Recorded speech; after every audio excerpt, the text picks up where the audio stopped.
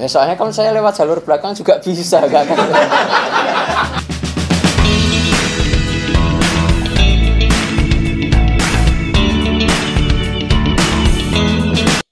Halo Bacutar, selamat siang, selamat sore, selamat malam, selamat ba'da subuh. Apapun selamatnya pada saat kalian nonton tayangan ini. Balik lagi Bacotar, sama kita di Bacotin. Kali ini mau membahas di topik yang sudah ada di thumbnailnya ya. Em, Bagaimana saya menjelaskannya supaya tidak ada terjadinya polarisasi yang mengakibatkan uh, kami Anda hujat. Emang apa alasannya? Apa? Alasan menghujat apa? Ya nggak tahu, mungkin siapa aja yang idolanya Pak Jokowi atau Mas Kaisang. Saya Ketika juga idolanya. iya iya maksudnya kita membicarakan apa adanya gitu. Tapi tentu kita perlu kita yang namanya apa ya punya punya pikiran ya punya kalau orang Jawa bilang lambemu kan Jadi punya don't even try. punya opini masing-masing itu kan sebagai ya tentu sebagai orang yang mengaku idola ya tentu kalau misalkan ada hal-hal yang kita rasa kurang serk ya Kurang saya, serak ya. saya rasa ya kita bisa beropini ataupun berpendapat seperti itu. Oke. Di depan kalian sudah lihat sendiri Kaisang ngomong apa. Sebenarnya itu diambil dari wawancara ketika Kaisang ditanya mau ketemu bapaknya gitu. Dan ini udah berhubungan jelas. Dan di apa namanya artikel ini dari Republika, jadi ketum PSI Kaisang akui adanya privilege sebagai anak Jokowi.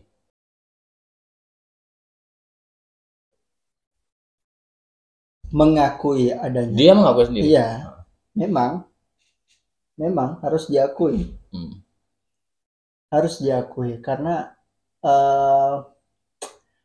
sekali lagi kalau kita melihat background dari Kaisang sendiri kan beliau ini kan seorang pengusaha ya, pebisnis lah.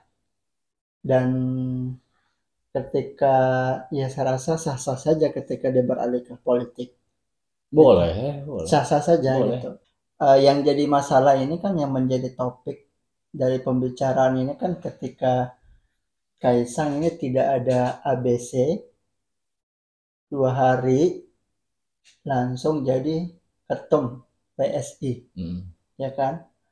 Bahkan ada beberapa artikel ataupun potongan-potongan video yang mengatakan bahwasanya Ibu Megawati pun mengatakan bahwasanya ketika tidak ada tuh istilahnya kalau misalkan tiba-tiba tidak ada ABC terus jadi ketua, ya kan?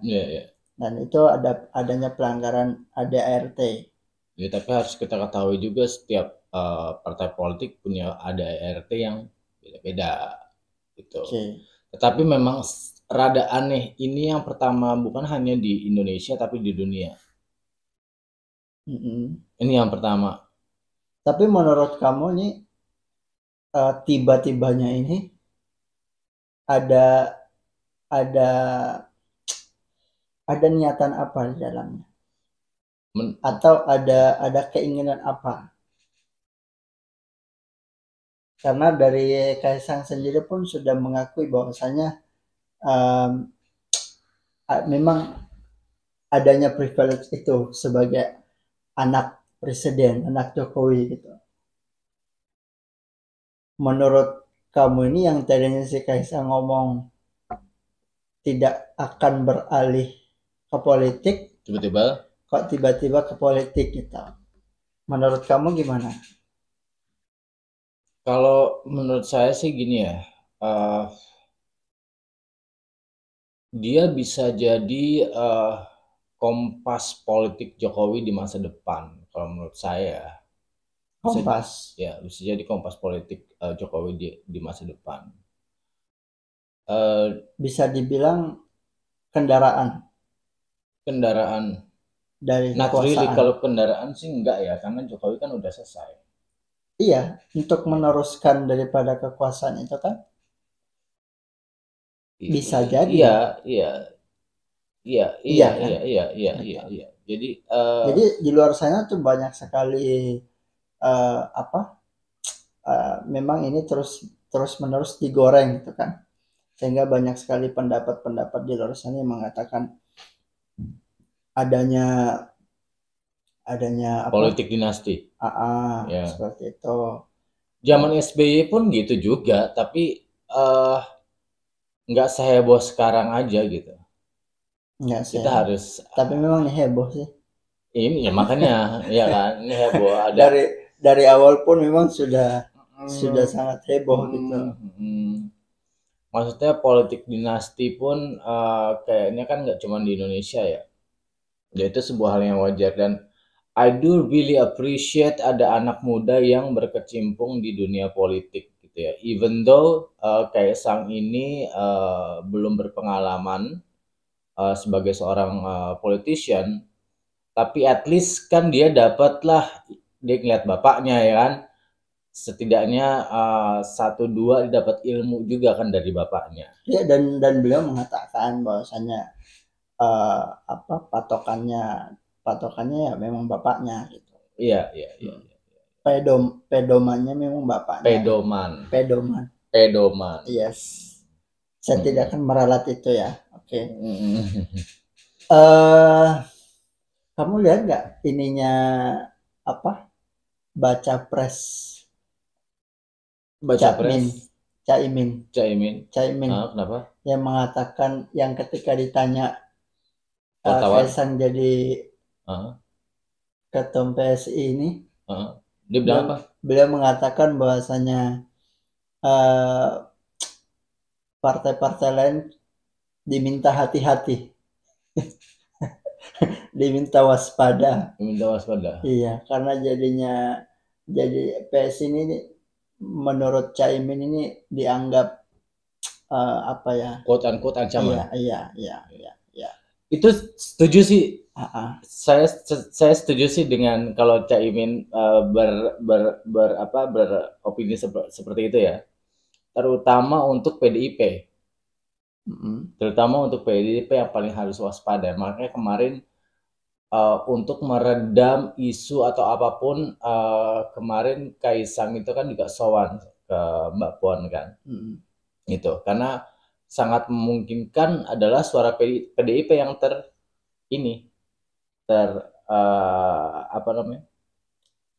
tertarik ke PSI, karena kan sama-sama nasionalis dan ini ya. Gitu. Dan sudah jelas sekali PSI ini kan kelihatan sekali tegak lurus ke Jokowi gitu. Sedangkan kalau di PDIP kan nggak bisa. Apa kata Bu Mega, ya kan? Mau Bu Mega bilang apa, ya iya gitu. Nah tapi mungkin inilah sebabnya tadi saya ngomong ini bisa jadi sebuah kompas politiknya Jokowi di masa depan. Kaisang di sini, Bobi di sana, Gibran di sana. Nanti nah ini juga kan yang jadi salah satu pertimbangan untuk Gibran ya, kita agak sedikit melenceng, Gibran untuk judicial review tuh ya di Mahkamah Konstitusi tentang batas umur bawah. Ya. Salah satu hakimnya itu iparnya Jokowi. Gimana menurut netizen gimana? Hakimnya iparnya sendiri. Ya kita biarkan netizen yang berpendapat gitu. Biarkan kalian yang berpendapat gitu. eh, Tapi sebagai menurut bacotmu itu gimana? menurut bacotku lebih baik kalau misal, karena kan ada konflik of interest ya, lebih baik iparnya ini tidak dilibatkan. Mungkin kan hakim MK kan nggak cuma satu, ya kan? Mungkin dianya tidak dilibatkan. Itu menurut bacot gue, gitu, ya. Ya, it's my opinion gitu. Bagaimana dengan bacoters yang lain? Gimana menurut kalian? Silakan tulis aja di kolom komentar. Ya, so ini memang pertama, this is record ya, world record ya untuk Kaisang ini ya, world record ya, yang apa namanya, ya kita kan memang kita tidak tahu sebelum-sebelumnya, tapi yang kita tahu adalah 2 hari dapat KTA langsung jadi ketua umum. Itu, dan juga apakah kalau seandainya nih ya, dia bukan anak seorang Jokowi, mungkin nggak kira-kira? Mungkin nggak kira-kira? Jangan kasih jawaban abu-abu. Kalau Kaisang bukan anak, kan dia mengakui sendiri adanya privilege itu. Saya tanya kamu, kalau dia bukan anak Jokowi, saya mengutip apa yang dia sampaikan saja. Iya, udah. Dia sendiri sudah mengakui bahwasanya adanya privilege itu. Iya. Ya kan? Jadi jawabannya adalah, kalau ditanya apa mungkin, ya tanya Kaisangnya. Kok itu? Soalnya ketika selalu juga dia ditanya mengenai ini dan itu, ya selalu dia melempar juga ya katanya ke orangnya gitu. Ya kan? Selalu seperti itu. Nah, saya akan berlaku demikian ketika ditanya itu. Ya tanya Kaisangnya dong. Enggak. Tanya Kaisangnya dong. Gitu. Jangan tanya saya. Enggak. Saya tanya Anda. Saya tanya Anda kenapa Anda melempar. Coba Anda tanya ke saya. Karena dia selalu begitu. Berarti Anda nggak punya pendirian. Kenapa harus ngikutin dia? Siapa yang nggak punya pendirian? Saya ngikutin dia. Dia karena ngikutin dia berarti Anda nggak punya pendirian. Jawab ke saya. Tanya ke saya. Jawab ke saya. Tanya ke saya. Ya wes, apa? Bagaimana? Apa mungkin? Pertanyaan apa? Apa bisa Kaisang ini begini? Ya, tanpa kalau Bapak Jokowi. Enggak mungkin. Enggak mungkin. Karena kalau gue nih contohnya, kalau saya ya, kira-kira mungkin ya? Enggak mungkin banget. Karena I'm nothing. Saya bukan seorang anak presiden. Saya bukan seorang anak ketua umum partai. Saya bukan anak menteri.